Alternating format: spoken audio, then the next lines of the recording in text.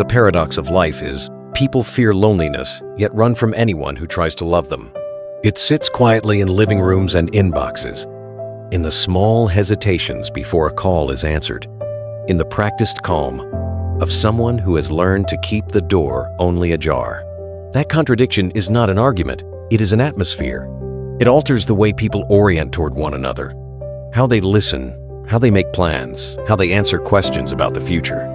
Distance can feel safe. Distance can feel like dignity.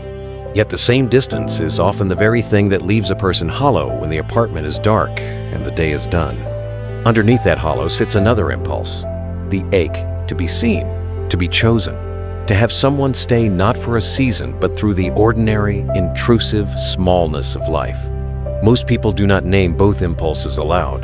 They act around them, trying to arrange their days so that neither longing nor fear makes too many demands. The result is a life of near misses and careful withdrawals, a pattern that repeats until it is noticed.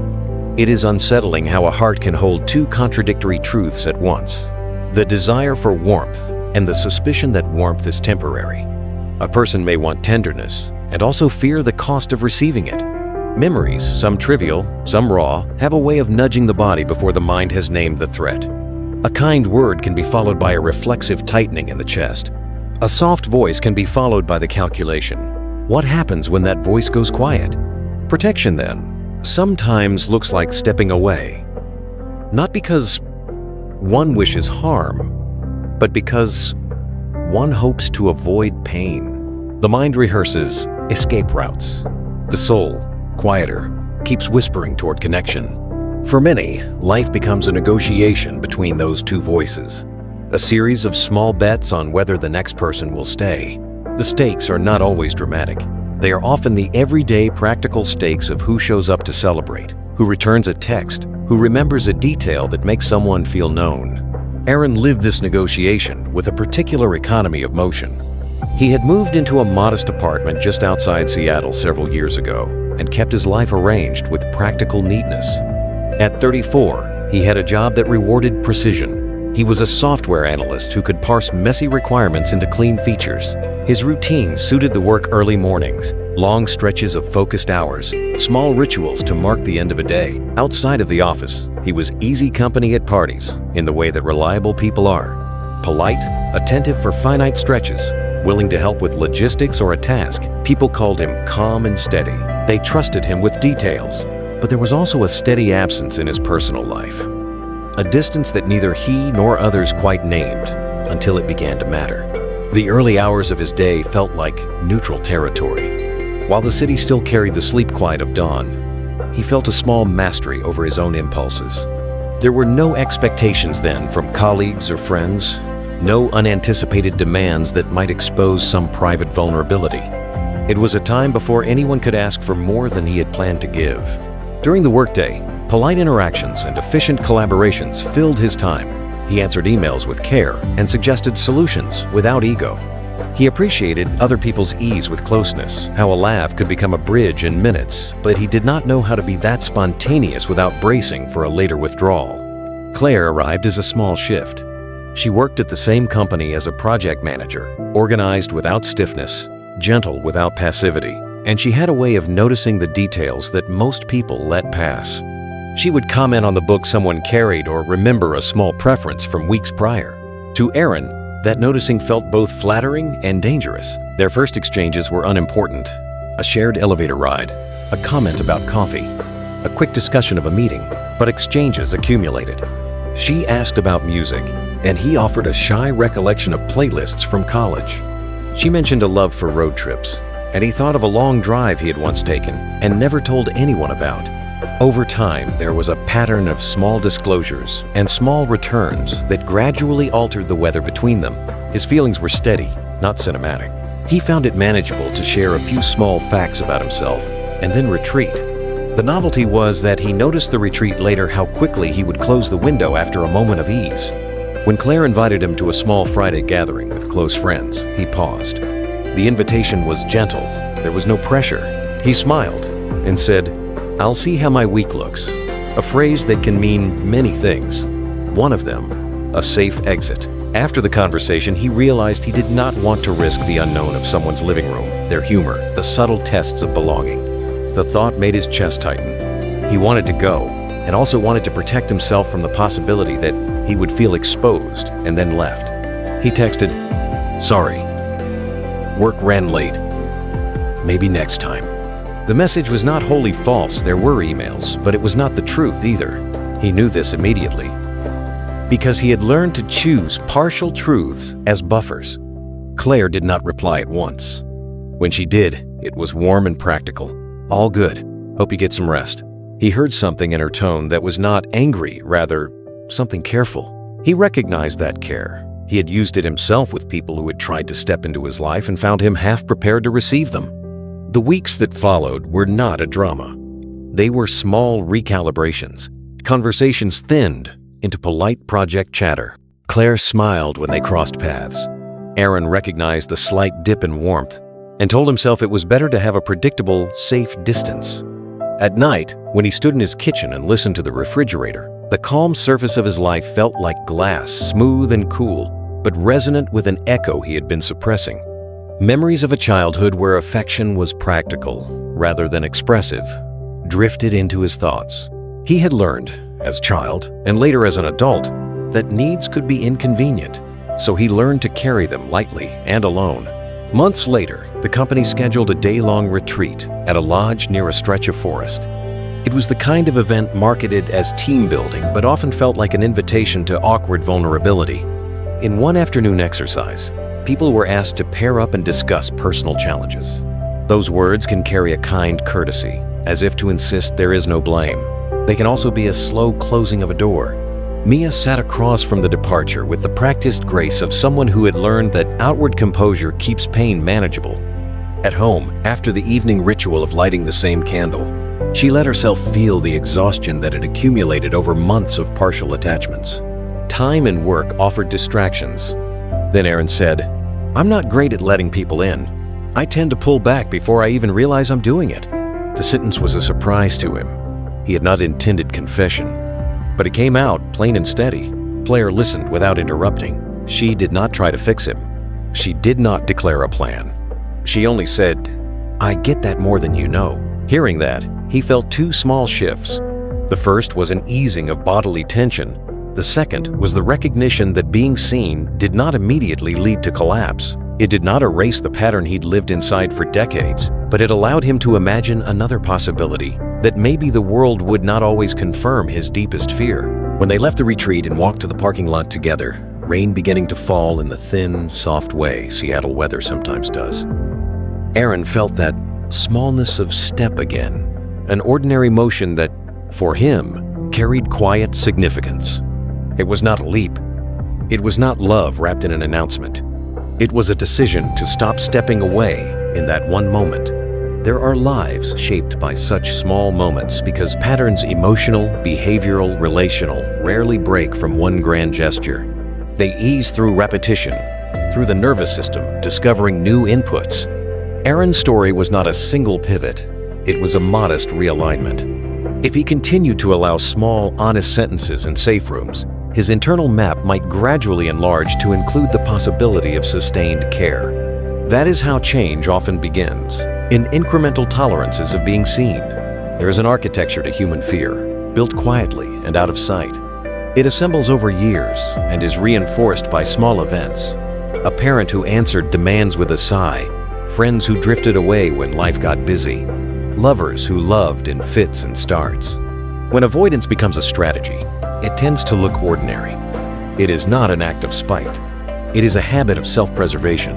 Psychologists often name the pattern avoidant attachment, but a label does not translate the interior experience. Avoidance is not always deliberate. Decisions to withdraw can be instantaneous reflexes that the body performs before the mind completes the sentence of why. In contemporary American life, those reflexes are further complicated by cultural signals. Independence is praised. Emotional restraint can be mistaken for strength. People are advised to hold their boundaries and to guard themselves against toxicity. Yet boundary keeping and self-protection are not the same as shutting down the capacity for intimacy.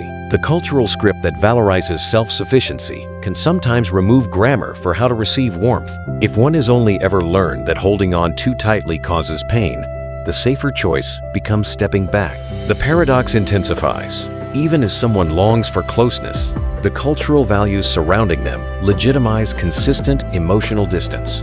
That was true for Aaron. He was not afraid of love in principle.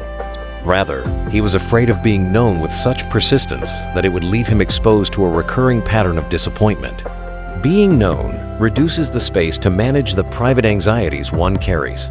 A worker who can simplify complex technical problems in the morning may feel less skillful about articulating which parts of their interior life deserve tenderness.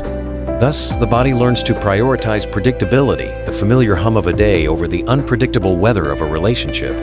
When someone enters life who consistently offers steadiness, it can feel foreign. The nervous system learns by repetition, not by argument. If most experiences of affection have been conditional or uneven, the smoothness of patience may at first alarm the body as much as it soothes the mind. This paradox, longing for comfortable connection while bracing against its novelty, shows up in daily behaviors.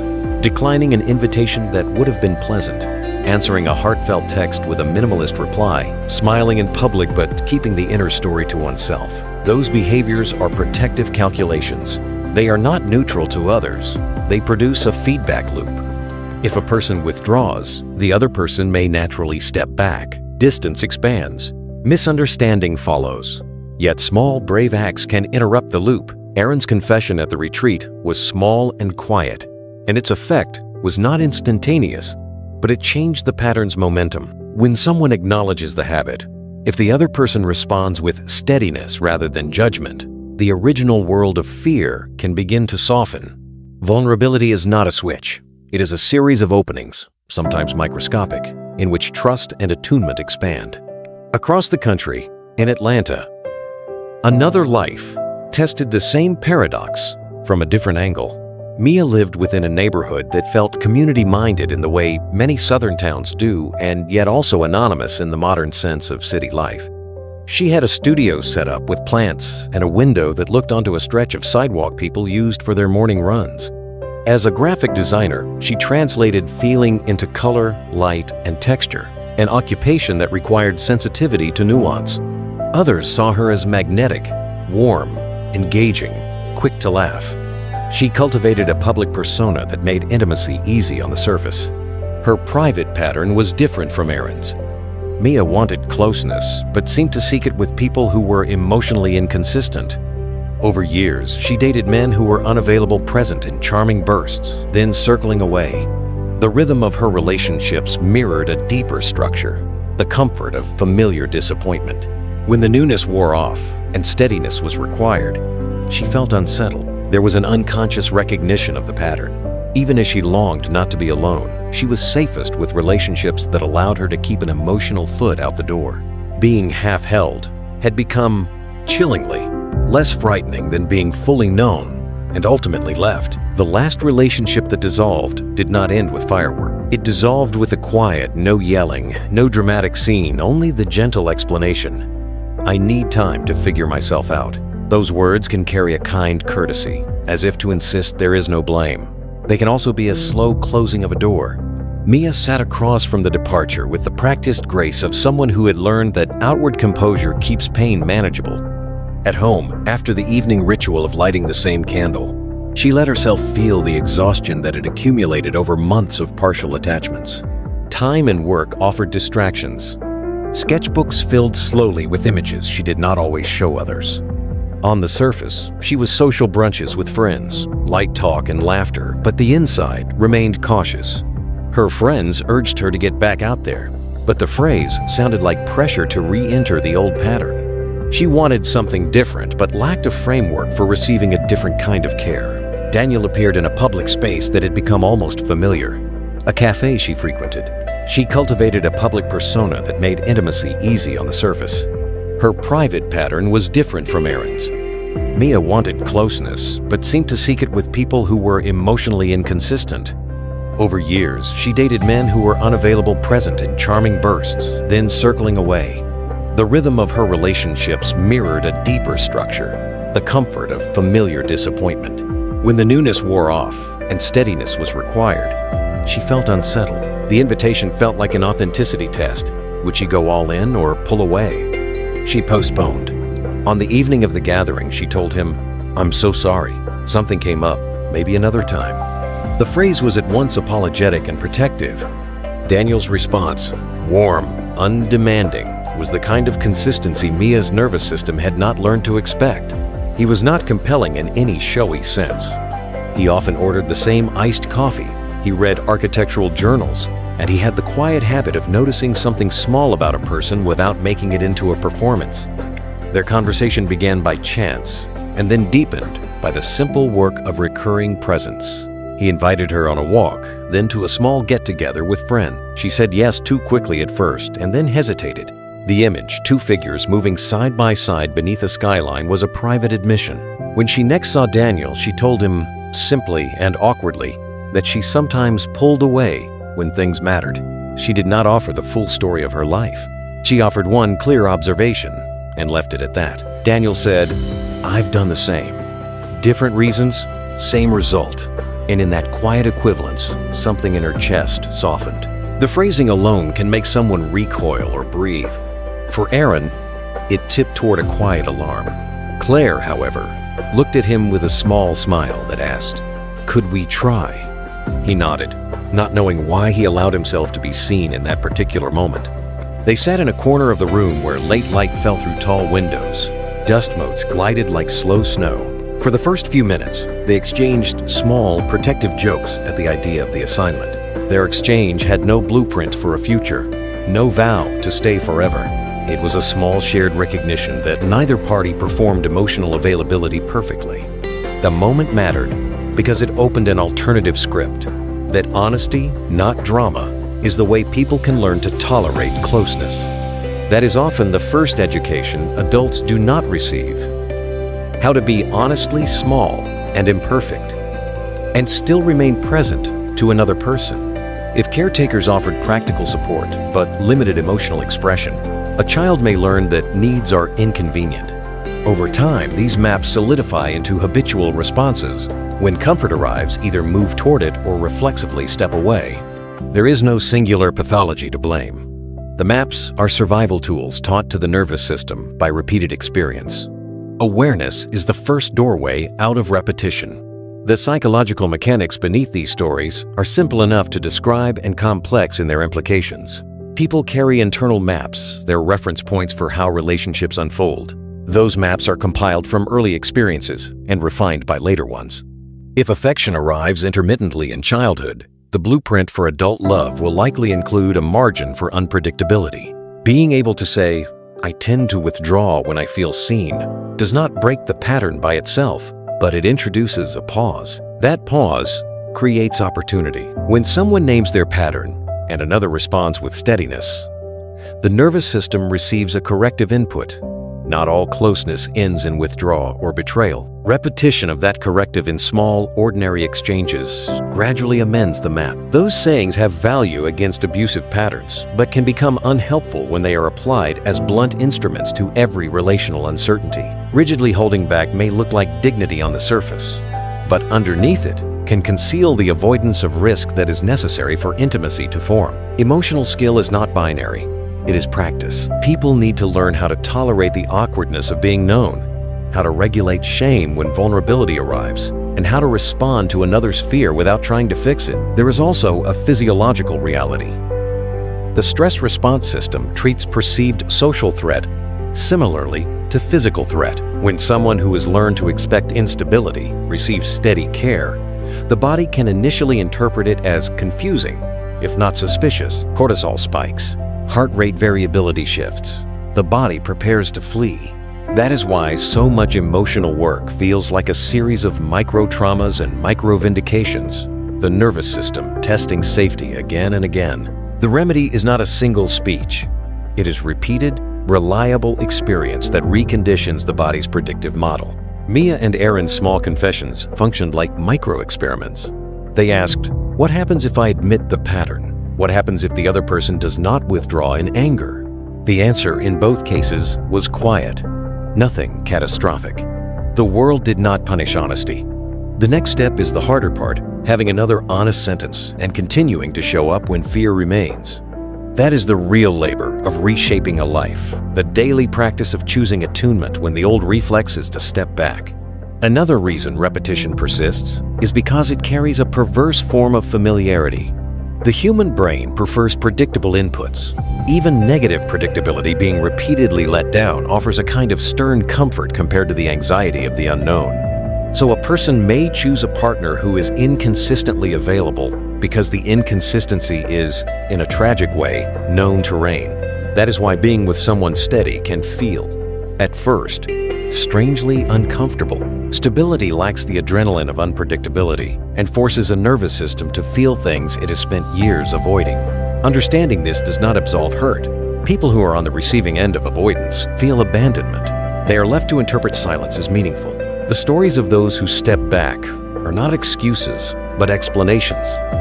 They are invitations to temper the rush to judgment with a curiosity toward what shaped the behavior. The task is twofold. The avoidant person must learn to notice and name their reflexes, and the person who wishes to connect must decide whether they can tolerate the intermittent withdrawal while still offering consistent presence. Both paths involve the capacity to bear ambiguity. Practical steps are mundane but effective. One might practice naming small patterns aloud. I noticed I withdrew when you asked me to join friends. That was my fear, not your fault. Or one might set micro-boundaries that allow for safety without total retreat. I can't stay out late tonight, but I want to plan something for Saturday. Such precise, modest moves create a scaffolding for steadiness without demanding perfection. They model the language of coexistence with fear. There are also structural things society could do better. Relationship education rarely includes frameworks for practicing vulnerability. Schools rarely teach emotional regulation as a skill with exercises and feedback. Culture implicitly expects people to figure it out in the furnace of adult life. That expectation produces unnecessary pain. A more compassionate social approach would normalize messy gradualness and encourage small, repeated experiments with trust. And yet, no social reform alone will do the intimate work for an individual. There is an interior discipline required, a willingness to be present, to discomfort, and to choose small acts of honesty. Aaron's single admission at the retreat is not the end point. It is the opening sentence of a longer story that requires recurring proofreading of habit. Mia's simple explanation to Daniel is not a guarantee. It is an invitation to try again despite fear. The bravery in these stories is not heroic in the cinematic sense. It is practical. It is the decision to speak a small truth and to accept an uncertain answer. There are truths adults often learn late. One is that what hurts most in relationships is rarely malice. It is fear, a fear that shapes action more than intention typically does. People do not always withdraw because they do not care. They withdraw because caring has hurt them before, and the body remembers that hurt in ways the conscious mind prefers to avoid. That recognition does not excuse harm. It simply reframes it as a pattern to be understood, rather than a character flaw to be shamed. Another slow realization is that habits repeat until interrupted by mindful noticing. People imagine growth as sudden, but it often looks like the accumulation of small decisions. The email answered with honesty rather than deflection. The invited dinner attended rather than postponed. The quiet admission made and not immediately revoked. Those are the moments that stretch a person's comfort with being known. Awareness naming a history without defensiveness is a powerful agent for change. A third learning is practical. Intimacy requires skills, emotion, regulation, the capacity to apologize, curiosity without rescue, and the ability to remain steady when the other person trembles. These are not innate for everyone, and they are not often taught in classrooms. People learn them through modeled behavior, friends who practice consistency, partners who choose presence over immediate reaction, therapists who teach the nervous system different options. Another subtle truth is that not every connection needs to become a long-term relationship to be meaningful. Sometimes, a single, honest conversation rewires someone's expectation of what is possible. Aaron's and Mia's exchanges did not map futures. They refreshed present possibilities. Vulnerability does not obligate mutual life contracts. It simply expands capacity. When a person learns, through unremarkable acts, that honesty can be met with staying rather than punishment, the internal map grows room. Finally, people often expect fear to vanish when a reliable person appears. Fear rarely disappears. What changes is the willingness to carry fear and still choose connection. Fear's presence is not a failure, it is a condition. Love's work is not to abolish fear, but to hold it beside tenderness and continue. The courage lies not in not being afraid, but in staying present despite fear's claims. To the reader who has paused in the quiet between sentences, here are invitations rather than instructions. Consider where your own life contains moments of almost connection. Where did you step back? And what did you think you were saving by retreating? What small sentence, if spoken honestly, might recalibrate a pattern you did not know you were repeating? You need not answer now. You need only hold the question and allow it to return when the world quiets. The point is not to pressure, but to open a door. In stories like Aaron's and Mia's, change begins in the modest gestures. A confession in an awkward room, a drawing that exposes longing, a sentence offered without pretense. Those moments are not cinematic. They are ordinary. Yet, ordinary moments bend lives. They shape how someone learns to accept steadiness rather than interpret it as deception. They teach the nervous system that gentleness can be a lasting condition. If you choose to take a small step, name a habit, schedule a modest plan with someone, admit a fear in a single line, you will not instantly solve everything. Patterns do not unravel overnight. But each small step is a practical rehearsal for a different future. One where fear is present and managed rather than permitted to command the whole narrative. May you meet people who offer consistent care. May you feel safe enough to open, in increments, to the truth that being seen is not always followed by abandonment. And may the fear inside you, when it appears, be enough of a companion that it does not shove you away from the very thing you say you want.